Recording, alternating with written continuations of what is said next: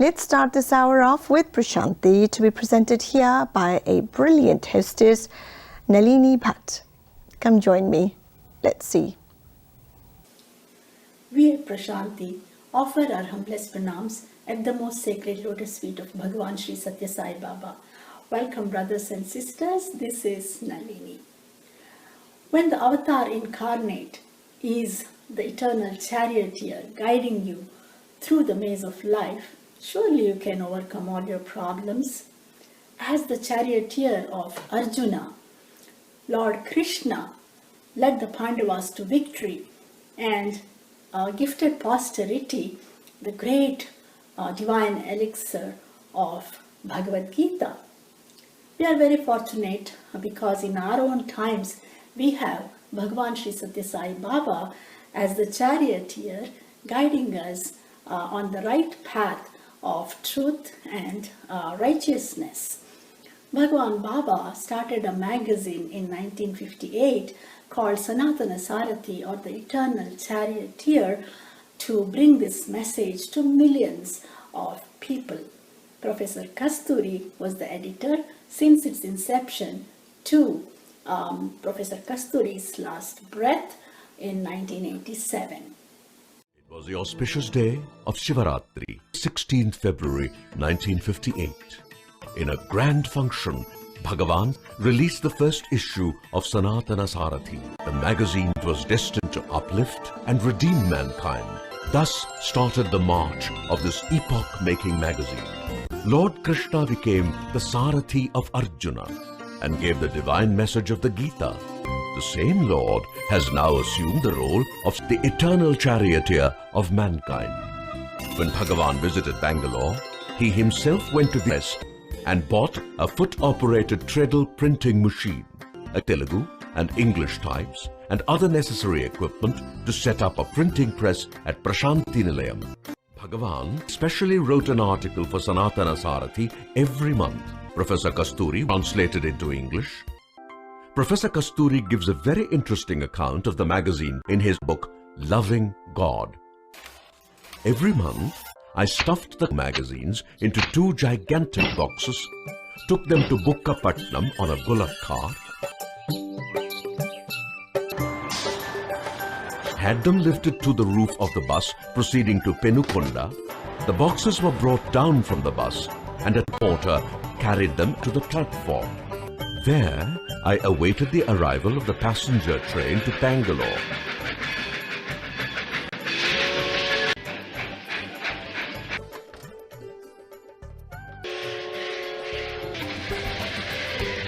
Reaching Bangalore, porters loaded them into a horse-drawn vehicle, which I directed to a press which had a cutting machine. The magazines were then taken to the house of a devotee. A dozen young men volunteered to put the magazines into wrappers. Next day, I repeated the schedule while returning. The devotees received it with reverence. Sarathi is he who holds the reins. Sanatana means eternal. In a nutshell, these 2 words spell the mission of Baba.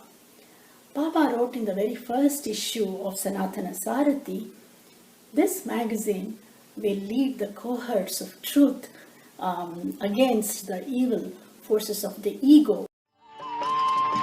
In the very first issue of Sanatana Sarathi, the first article was given by Bhagavan, a part of a series of articles proposed to be made later into a book named Prema Vahini.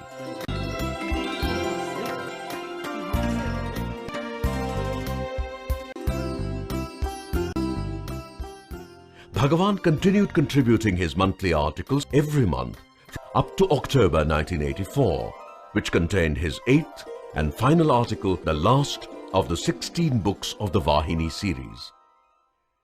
This in itself is a stupendous work. Bhagavan's discourses and Vahini books are verily the Vedas and the Upanishads.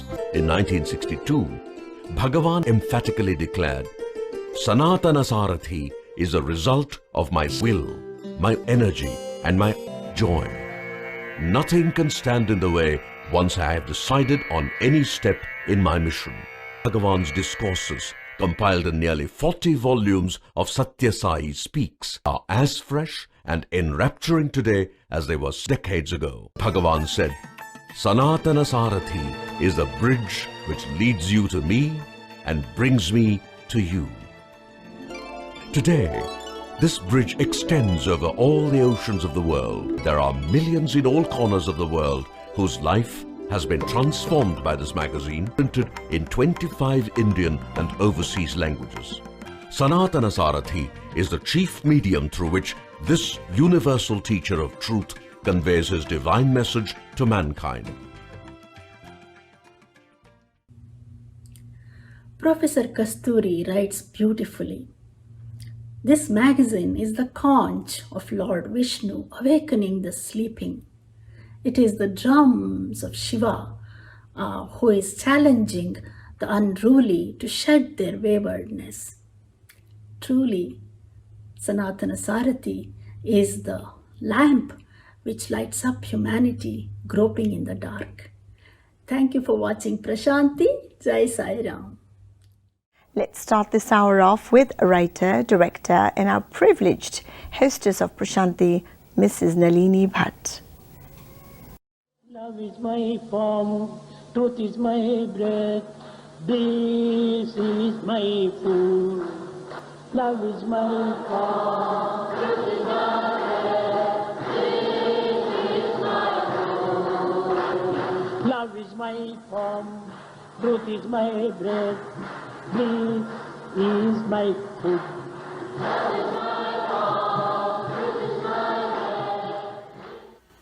We at Prashanti offer our humblest pranams at the most sacred lotus feet of Bhagwan Shri Satta Sai Baba. Welcome, brothers and sisters. This is Nalini. Gautama Buddha attained enlightenment under the Bodhi tree.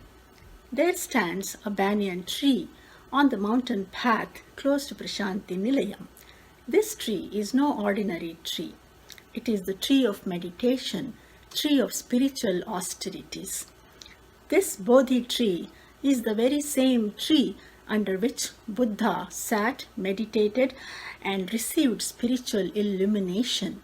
This declaration was made by none other than Shri Baba. The story goes back to 1959. Bhagwan was on the sands of river Chitravati. Swami started talking about the Buddha and the Bodhi tree and how spiritual seekers and enlightened masters look for energized areas to do their sadhana. Swami took the sand, created a mound out of it, leveled that sand, started drawing something. So the divine artwork began. Swami swiftly dug his hands into that plateau of sand, and out came not a sweet, not a statue, it was a dazzling plate of copper, a rectangular mystery object, thick, shining, 10 inches by 15 inches. There were mystical inscriptions. It was all cryptic. There were symbols which were all enigmatic. Everyone was wondering, what is this plate? Swami then explained that this copper plate is a shasan, a decree, a command, a divine edict. Such sasanas are placed under trees where sadhakas do penance because it helps in concentration of mind, helps to subdue one's senses. At this very spot, Bhagwan had that mysterious copper plate placed under this banyan tree. Now came a pronouncement which left everyone zapped. That was the potency that Swami revealed of what he has invested here. Swami said this copper plate will draw spiritual aspirants who have achieved a certain level in their spiritual attainment to Prashanti Nilayam. The mysterious force that is working here will pull people from all over the globe who are sincere spiritual seekers to experience the bliss of Prashanti.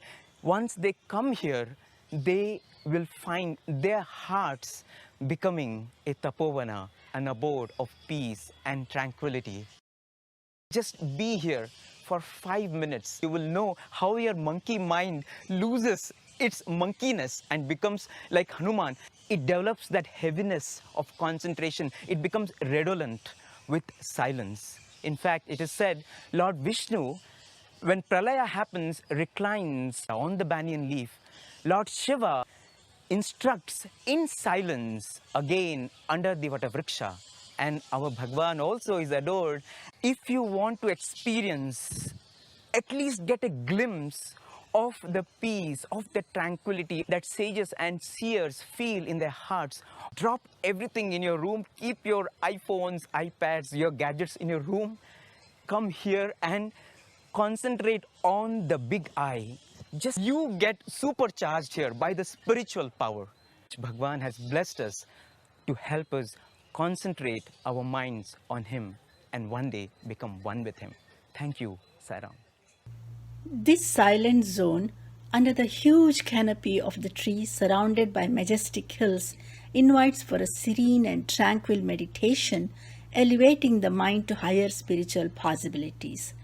A small cave nearby, where Baba himself used to meditate, enhances the ambience. Baba said this is a temple, at the same time a church and a synagogue, to each according to his or her preference. Everyone is entitled to drink deep at the unlimited and bountiful fountain of love of God. Fulfillment of spiritual austerities is much faster here, Baba declared. The formless supreme reality is here in human form. Just sit in meditation.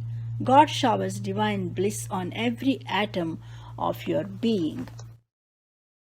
It is only the good karma accumulated over many past lives that one is privileged to enter into this sacred meditation area, Tapovanam.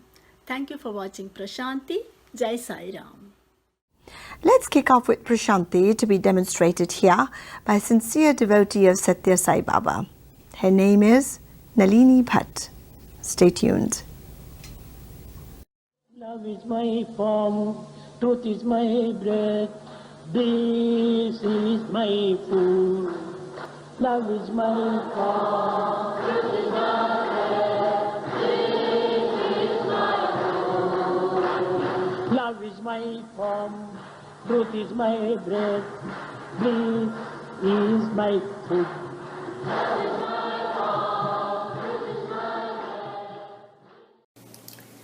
We at Prashanti offer our humblest pranams at the most sacred lotus feet of Bhagwan Shri Satta Sai Baba. Welcome, brothers and sisters. This is Nalini. Shri Baba was continuously engaged in growing the tiny seed of goodness latent in every individual into a huge tree of love and compassion. Teaching by his own example, Shri Baba left a luminous legacy which will light up the consciousness of humanity for generations to come. In this task of elevating mass consciousness, the Divine Life Society conventions held in Venkatagiri on March 16, 1957 played a great role. At the request of the Raja of Venkatagiri, Shri Baba presided over this landmark convention, which was aimed at reviving spirituality and Indian culture. The Raja of Venkatagiri, who invited Shri Baba to preside over the convention, was one of the early devotees of Baba. A deeply religious man, he was an ardent worshipper of Lord Rama. The very first time the Raja saw Baba in his teens, the Raja became instantly convinced that this was his dear Lord Rama come again. From that day, Rama became Sai Rama for the Raja. During his visit to Venkatagiri, Shri Baba showed many miracles to the Raja. Once, when the Raja expressed his wish to see his mother, who had passed on, Baba simply said, "Come," and out walked the mother from the wall in flesh and blood, not as an apparition or as in a dream. After a few minutes, she slowly went back to where she came from. The Raja's devotion to Baba was so intense that whenever Baba left Venkatagiri, the Raja would lie down on the road as Swami's car passed by. The Roads were not paved, so the car would kick up a lot of dust. The devout Raja wanted the sacred dust to literally bathe him. To ensure that the dust was raised solely by Baba's vehicle, the Raja forbade other vehicles to pass on the road. Swami's vehicle was the only one allowed to travel on that road. Swami often said the Raja was a loyal devotee next only to Hanuman. During the convention, the town of Venkatagiri was filled with delegates, visitors and devotees. A large number of saints from distant places had graced the event. A gorgeous flower-bedecked palanquin awaited Baba's arrival at the main gate of the Venkatagiri palace. However, Baba, who shunned pomp and show, politely refused the honor. "There are so many monks here, I would like to walk with them," he said. In the distinguished galaxy of holy men, two prominent disciples of Swami Shivananda of Divine Life Society were in attendance from Rishikesh. Swami Bua, a great yogi and the founder of the Indo-American Yoga Vedanta Society in New York, who lived to be 125, was one of the main speakers. In his presidential speech, Baba said, "Divine life is the be-all and end-all of all creation, from the microcosm to the macrocosm. Divine life is the rain that falls from the clouds of truth, love and non-violence. Divinity is inherent in every individual as butter in milk. Just like we churn milk to separate the butter, man must churn his mind with good deeds. Between the eternal spirit and the evanescent world, the mind of man oscillates, and so it is the duty of societies like the Divine Life Society to fill the minds of its members with holiness and remove the dross of passion and lust." Baba stressed the importance of leading a life filled with devotion and surrender. "What would you like to be in the hands of God?" he asked. "A flute, hollow without any pride and idea of self, inhaling only the pure breath of God and transforming it into beautiful music that confers on every fleeting moment the joy of eternity." Shri Shivananda Saraswati of Divine Life Society in Rishikesh heard about Shri Baba's glory from the two monks who attended the convention.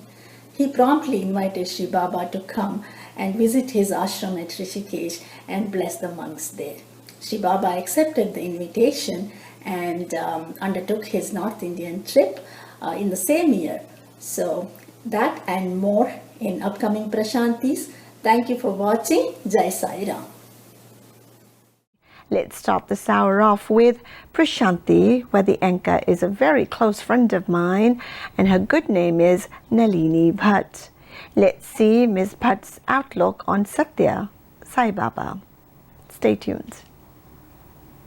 Love is my form, truth is my breath, this is my food. Love is my form, truth is my breath, this is my food. Love is my form, truth is my breath, this is my food. Love is my form, truth is my breath. We at Prashanti offer our humblest pranams at the most sacred lotus feet of Bhagwan Shri Satta Sai Baba. Welcome brothers and sisters, this is Nalini.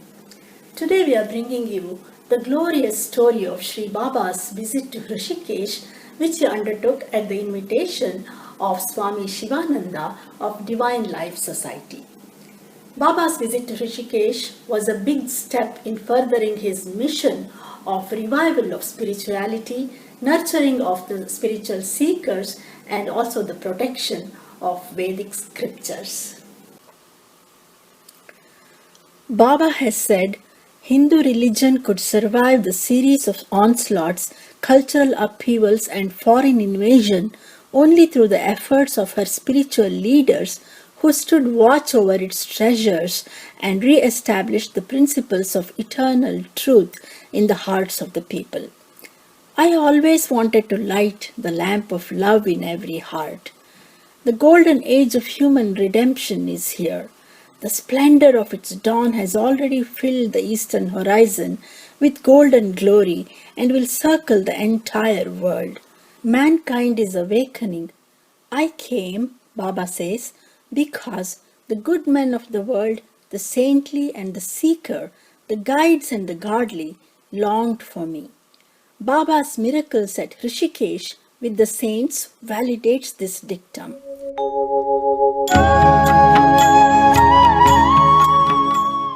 The sacred Himalayan town, Rishikesh, which Baba visited, is hallowed by many saintly men, preserving and promoting the Hindu culture. Baba sanctified the place further by his visit to this holy place in 1957. Swami Shivananda was ailing and was in a wheelchair at the time of Baba's visit to his ashram.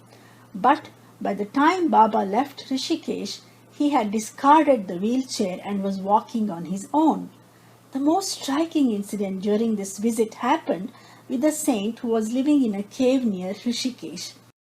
Mr. Raja Reddy, a great devotee of Sri Baba, who accompanied him on this trip, describes Baba's meeting with the sage. On the way, Bhagavan was guest with Divine Life Society of Shivananda Swami. About 18 miles from Rishikesh, Purushottananda Swami. What a personality.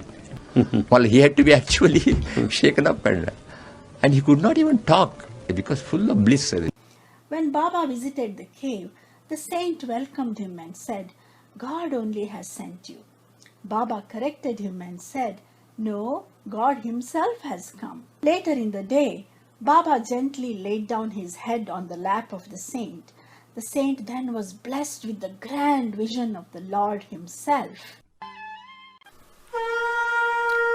The vision that Baba bestowed on the saint was beyond imagination. Sri Baba's entire body was like a mass of light. His face became lustrous like a million suns bathing the entire cave in resplendent light, drenching the atmosphere with a rare luminosity. While returning from the cave, Baba suddenly went into a trance. The devotees learned later that Baba had gone to save a yogi from drowning. The yogi was deep in meditation and was swept off by the river current without him being even aware of it. During the 30-mile float of the corpse along the Ganges River, Baba had clasped his hands around the yogi's heart, protecting it. Baba returned from trance only after he made sure that the yogi had reached safely to the shore. Blessed indeed are those who moved with Baba, savoring the nectarine sweetness of his divinity. Thank you for watching Prashanti. Jai Sai Ram. Let's begin with Prashanti, which is written, directed, and of course the anchor here is Nalini Bhat. Stay tuned. Love is my form, truth is my breath, this is my food. Love is my form, truth is my breath, this is my food. Love is my form, truth is my breath, this is my food.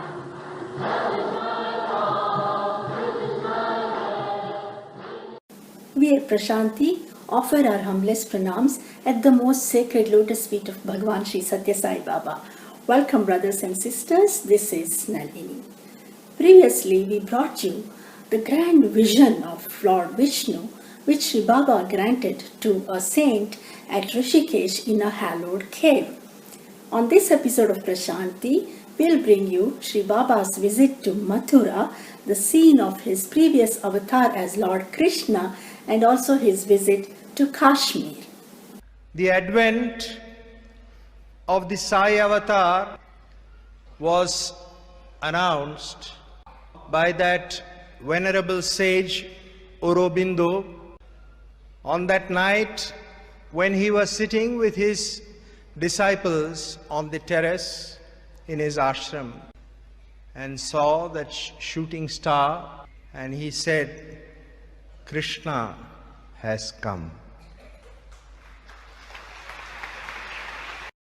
This Vrindavan is a unique and sacred place. You may imagine Lord Krishna living in other places, but here and now, in this very Vrindavan, lives Krishna himself. Swami's wish is that you will make your heart a true Vrindavan.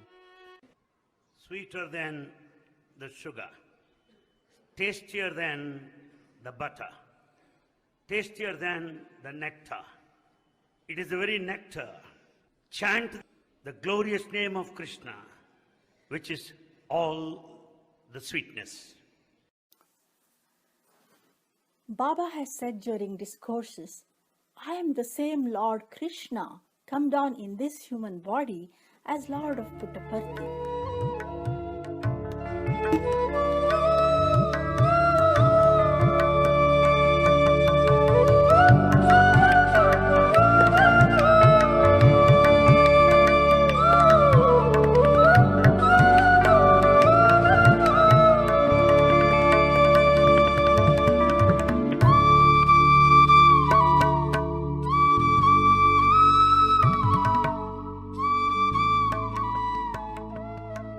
Many have seen Baba metamorphose into Krishna right in front of their eyes. For the devotees, it was an awe-inspiring trip to visit with Bhagavan himself, the sanctified place where Lord Krishna had taken birth and played his divine leelas. When the devotees reached Mathura from Delhi, the party was exhausted and hungry. But they felt it was worthwhile, for they got to taste the love of 1,000 mothers when Swami took care of them so tenderly and lovingly. What great good fortune is it to be fussed over by the avatar himself with such sweet words of solace as, "Come nearer the fan, stretch yourself a little, do not stand up when I come. Here, I have prepared this cool drink specially for you." Bhagavan never tired of ensuring his children's minutest of comforts. The devotees were in for a great feast when Shri Baba led them all to the bank of the Yamuna, as if he knew every inch of the place. Baba must be musing over his Krishna avatar as he showed the places where the serpent was humbled and the gopis were mesmerized. Every little wave of the Yamuna seemed to dance to behold their beloved Krishna come again. Baba took the devotees to the temple of Krishna. He waved his hand across the door of the shrine which housed the lovely marble image of Krishna. In his palm there materialized an idol, the exact replica of the one installed inside. Baba said, "We will take this image to Delhi and you can perform your adoration." From Mathura, Baba and the group went to Kashmir. Baba stayed in a houseboat named Alexandra Palace. His party of devotees stayed in the neighboring boats, the Prince of Kashmir and the King's Roses. It was a fun-filled trip. Baba was his most playful self, playing in the snow barefoot and throwing snowballs at the party. The Alexandra Palace became a veritable Prashanti Nilayam, with many eager seekers come to pay homage to Baba. Shri Baba had left Puttaparthi for Rishikesh on 14th of July 1957 and returned to Puttaparthi on August 14th, 1957, a short one-month trip. But who can say the trip was short, for Baba had compressed lifetimes of benevolence for his devotees. Thank you for watching Prashanti. Jai Sai Ram. Let's kick off with Nalini Bhat, who will anchor her close-to-heart segment called Prashanti. I say due to Prashanti and Utsav, Mrs. Bhat has become a close-to-heart friend of millions of our viewers. Stay tuned. Love is my form, truth is my breath, this is my food.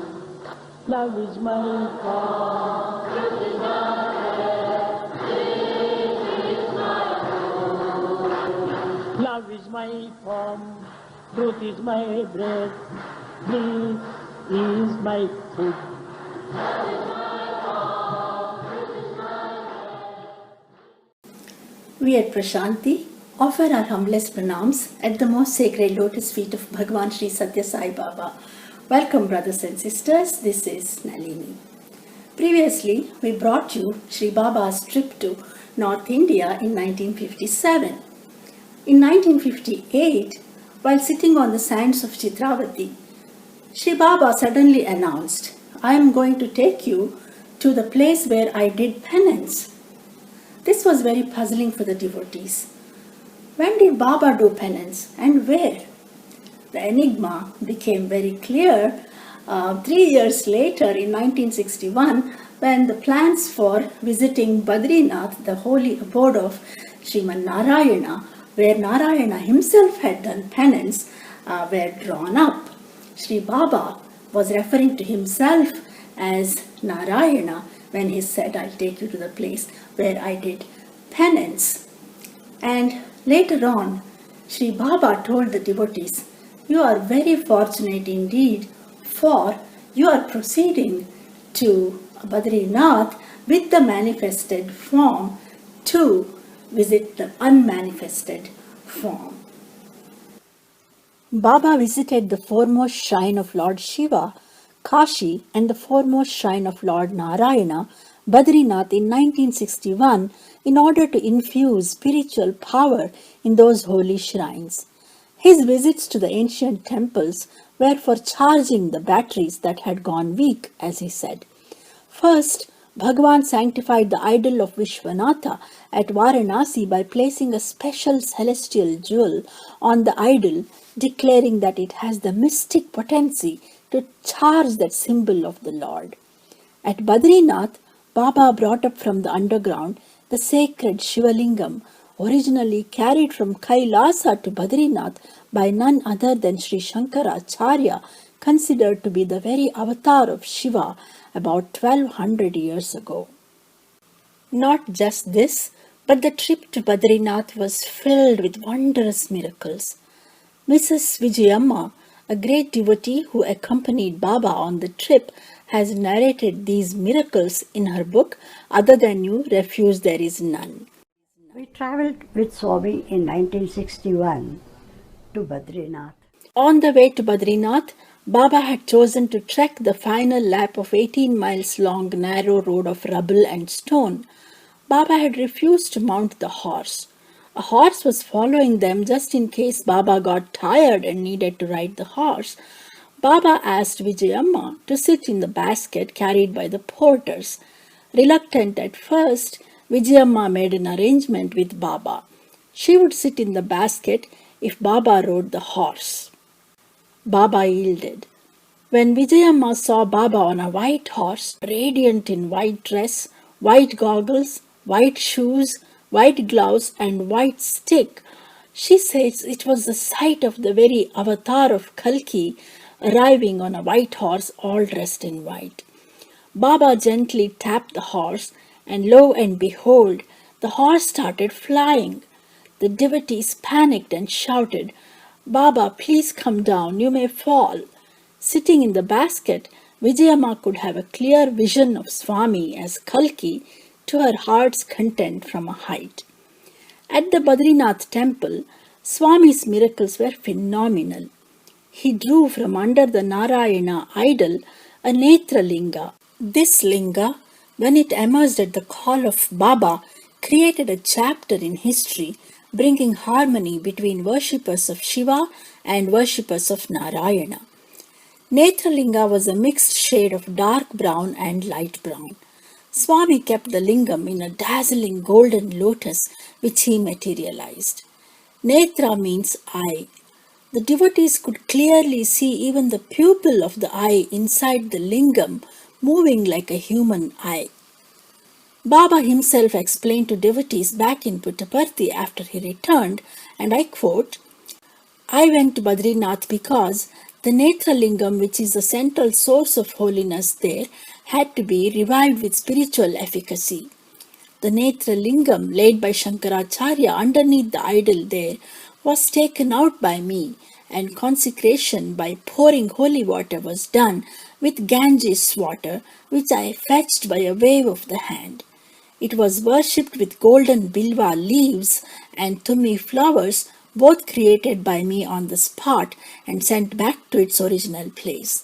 The lingam was placed on a golden lotus with 3 layers of petals, each having 2 smaller layers of 16 smaller petals. The entire lotus representing the heart where the lingam has to be installed for worship.